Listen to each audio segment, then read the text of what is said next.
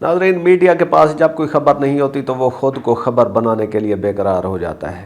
یہی تماشا ہم نے دیکھا اسلام آباد ٹاکس کے موقع پر کہ جب ساری دنیا کی نظریں پاکستان پر تھیں اور کوئی خبر نہیں تھی تو ایسے میں ایسی خبروں نے جنم لیا کہ جس سے پورے پاکستان میں کیا پوری دنیا میں پاکستان کی جرنلزم ایک تماشا بن کے رہ گئی۔ آج ہم اسی ایشو پہ بات کریں گے۔ میرا نام احسن رضا ہے اور آپ دیکھ رہے ہیں پروگرام منٹ مرر نیوز۔ تو ناظرین، سب سے پہلے یہ ایشو کہاں سے شروع ہوا؟ اسلام آباد ٹاکس اسلام آباد میں ہو رہی ہیں۔ ٹاکس کا وینیو ہے سرینا ہوٹل، لیکن جو صحافیوں کے لیے فیسیلیٹیشن سینٹر بنایا گیا وہ تھا کنونشن سینٹر میں۔ وہاں پہ بہت اچھے انتظامات کیے گئے تھے۔ چونکہ ایک بہت ہائی پروفائل ایونٹ تھا تو اس میں پوری دنیا کے جرنلسٹ پاکستان آنا شروع ہو گئے۔ تارڑ انفارمیشن منسٹر کے مطابق پاکستان میں 50 غیر ملکی صحافی آئے اور 100 سے زیادہ پاکستانی صحافی جناح کنونشن سینٹر میں پہنچ گئے۔ اب وہاں سے چونکہ کوئی خبر تھی نہیں، وہاں سے ایک تماشے کا آغاز ہوا کہ جس پہ ابھی تک بحث جاری ہے۔ وینیو پہ جہاں پہ ٹاکس ہو رہی تھی وہاں پہ بہت سیکریسی تھی اور وہاں سے باہر کوئی خبر نہیں آ رہی تھی۔ ٹھیک ہے بھی، ایک بہت ہائی سٹیک ویلیو ٹاکس ہیں۔ یو ایس اور ایران 4 دہائیوں کے بعد آمنے سامنے بیٹھے ہوئے ہیں اور اس میں جو سب سے زیادہ بڑا کریڈٹ جا رہا ہے وہ پاکستان کو جا رہا ہے کہ اس نے 2 بہت بڑے متحارب فریقوں کو ایک جگہ پہ بٹھا کر دکھایا، اور یہ کریڈٹ اس بات کا ہے کہ دونوں جو فریق تھے وہ پاکستان کی میزبانی پر متفق تھے۔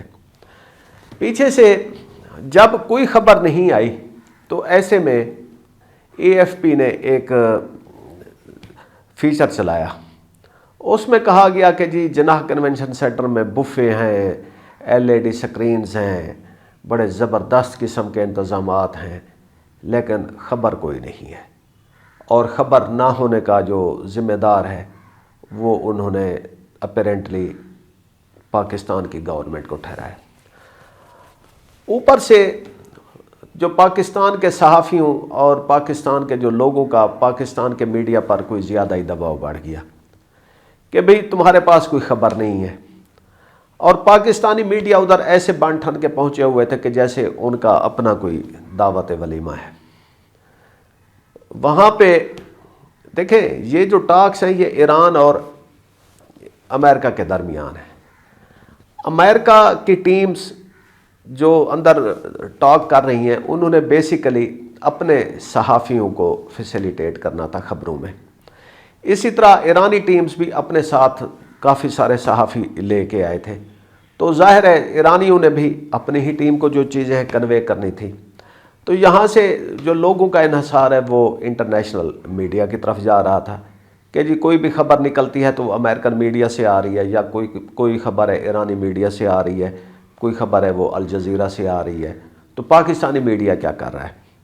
اور پاکستانی میڈیا نے اس کو اپنی انسلٹ سمجھا۔ بھئی پاکستانی میڈیا کا ادھر بیسیکلی کوئی کام ہی نہیں تھا۔ یہ تو ایونٹ تھا امریکہ کا اور ایران کا۔ پاکستانی میڈیا کے لیے جو خبریں تھیں وہ فیسیلیٹیشن کے ریلیٹڈ تھیں۔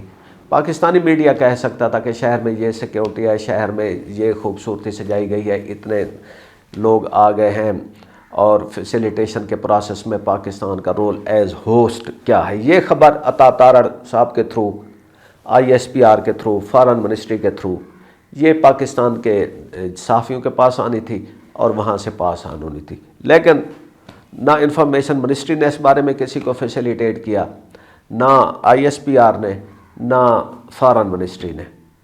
یعنی کہ اب ہم ٹاکس سے ریلیٹڈ جو چیزیں تھیں، جو ارینجمنٹس تھے، اس کے اوپر بھی ہم پوری دنیا کے جو صحافی آئے ہوتے ان کے اوپر فوکسڈ ہو گئے۔ کوئی غیر ملکی صحافی کہہ رہی ہے کہ جی سموسے بہت اچھے ہیں، کسی نے اسلام آباد کی گرینری کی بہت تعریف کی، ارینجمنٹس کی بہت تعریف کی، ہاسپٹیلٹی کی تعریف کی۔ ایک نیو یارک پوسٹ کی جرنلسٹ ہیں، وہ پاکستان کے ایمبرائڈری ڈریسز کی بات کر رہی ہیں۔ تو ان صحافیوں نے، جو غیر ملکی صحافی ہیں، انہوں نے ان ارینجمنٹس کی یا اسلام آباد سے ریلیٹڈ جو نیوز آنی تھی اس پہ زیادہ فوکس کیا۔ ہم نے کیا کیا؟ ہم نے جناب وہ اپنی بدخوئیاں کرنی شروع کر دی۔ اعزاز سید نے کہا کہ جی وہ جے ڈی وینس جب نور خان ایئر بیس پر اترے تو یہ خبر رائٹرز اور امریکن میڈیا نے چلائی، ہمارے پاس نہیں تھی۔ سو نو ایشو، اس کا ادھر لینڈ کرنا، وہ اپنے جو نیو یارک جو امریکہ کی ٹیم ہے ان کے پاس ہی پہلے خبر جانی تھی۔ ہمارے لیے تو ایک وہ بہت سیکیورٹی ریلیٹڈ ایشو تھا، بہت ہی پرائیویٹ خبر تھی، اس کو پاکستان جو ہے نا وہ تو نہیں ڈسکلوز کر سکتا تھا کہ اتنے بجے جے ڈی وینس کا جو طیارہ ہے وہ لینڈ کر گیا ہے، یا ایرانی کے بارے میں ہماری ٹیم تو نہیں بتا سکتی کہ وہ اتنے بجے پاکستان آ رہے ہیں۔ بہت بڑے سیکیورٹیز کے ایشوز تھے، تو اعزاز سید صاحب نے یہ بات کر دی۔ ہمیں اپنی لمٹس کا تو پتہ ہے نا کہ پاکستان ایک ڈیولپنگ کنٹری ہے۔ ہمارا میڈیا جو ہے وہ سیکٹر وہ بہت ہی ایک بیڈ شیپ میں ہے۔ ہمارے جو کمرشل ایڈ ہیں وہ ختم ہو گئے ہیں، گورنمنٹ ایڈز پہ سارے اس کی میڈیا کی اکانومی چل رہی ہے۔ تو ویسے میں اب آپ اسپیشلائزڈ رپورٹنگ کی بات کریں، اس میں آپ ایک ڈیڈیکیٹڈ بیٹ رپورٹنگ کی بات کریں تو یہ تو نہیں ہوگا، لیکن اس کے باوجود ہمارا جو میڈیا وہ صحیح کام کر رہا ہے۔ اب جو خبر ہے دو طرح سے آتی ہے، ایک طرح آپ کو گورنمنٹ کی طرف سے سپلائی کی جاتی ہے، سم ٹائم آپ کو خبر کریٹ کرنی پڑتی ہے۔ اسلام آباد ٹاکس کے معاملے میں حکومت نے اتنا فیسیلیٹیٹ نہیں کیا، انہوں نے بوفے تک، گلاب جامن تک کام ٹھیک کیا، لیکن جہاں پہ ایک اسلام آباد کی ایک اچھی پروجیکشن ہو سکتی تھی وہاں پہ حکومت نے پوش نہیں کیا۔ دوسرے بات، ہمارے جو اپنے صحافی ہیں انہوں نے بھی اس پر کوئی خاص کام نہیں کیا۔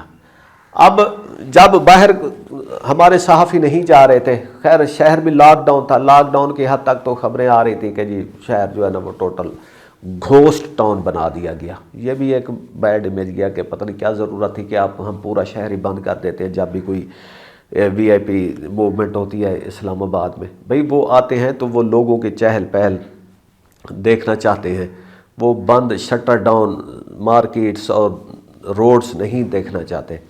یہ بھی ایک بہت بڑی بری اسٹریٹجی ہے۔ چلو اس کو آپ سیکیورٹی کا کور دے دیں، دوسری وہ کر دیں کہ ہم وہ جو غیر ملکی صحافی آئے تھے کوئی انہی کے لیے کوئی بریفنگ اور وہ کرتے، یا ہمارے جو صحافی ہیں وہ ان کو فیسیلیٹیٹ کرتے اور آگے کہیں لے جاتے اور ان کے ساتھ اسلام آباد کو ایکسپلور کرتے۔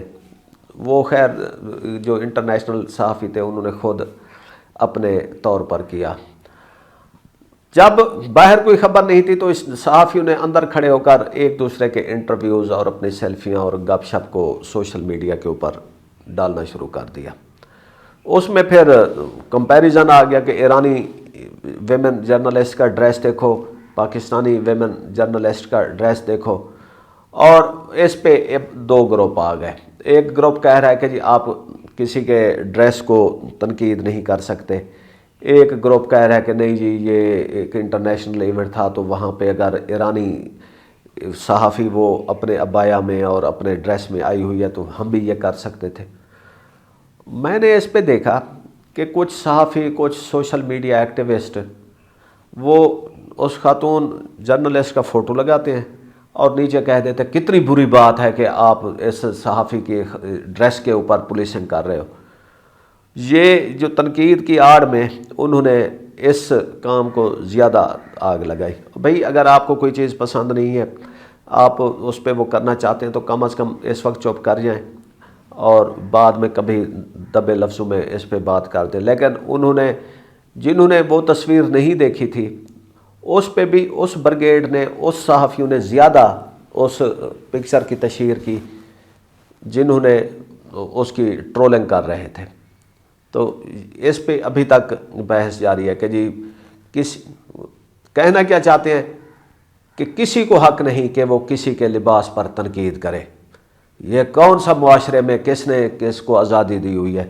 نیچے ان کی تصویر لگا دیتے ہیں اور وہ کام وائرل ہوتا جاتا ہے. ایک گروپ ہے وہ کہتا ہے یہ دیکھیں جی ان کا ڈریس دیکھیں اور پاکستان کی شان دیکھیں، کیا یہی ڈریس ان کو ملا تھا؟ چلو یہ گروپ تو کھل کے وہ کر رہا ہے، لیکن مجھے دوسرے گروپ سے زیادہ اختلاف ہے جو اس کی تنقید کی آڑ میں انہوں نے زیادہ اس کی تشہیر کی. تنقید کے بھی کوئی ایٹیکیٹس ہوتے ہیں، کوئی ایتھکس ہوتے ہیں، کچھ باؤنڈریز ہوتی ہیں، ان کے اوپر خیر ہم پھر کبھی بات کریں گے. اس وقت میڈیا نے اپنے آپ کو ایک کٹہرے میں ڈالا ہوا ہے اور تنقید جاری ہے. اس پہ ہمارا ورڈکٹ کیا ہے؟ ہمارا ورڈکٹ وہی ہے کہ اسلام آباد ٹاک پاکستان کا ایونٹ نہیں تھا، پاکستان صرف ہوسٹ تھا. اندر سے جو خبر تھی وہ ایران سے ریلیٹڈ تھی، وہ امریکہ سے ریلیٹڈ تھی. ہمارا بس اتنا کام تھا کہ ہم سیفلی یہ ٹاکس منعقد کرا دیں، وہ ہم نے کرا دی. اور ان ٹاکس کی فیسیلیٹیشن پہ، ان ٹاکس کے ارینجمنٹس پہ ہم نے کوئی اچھی رپورٹنگ نہیں کی. اس کی ذمہ داری وزارت اطلاعات پر ہے اور اس کی ذمہ داری ہم ایڈیٹرز پر ہے، یعنی کہ میڈیا پر ہے. تو اپنے اپنے گریبان میں جھانکتے رہنا چاہیے. آج کے اس پروگرام کے ساتھ ہمیں اجازت دیجیے. خدا حافظ.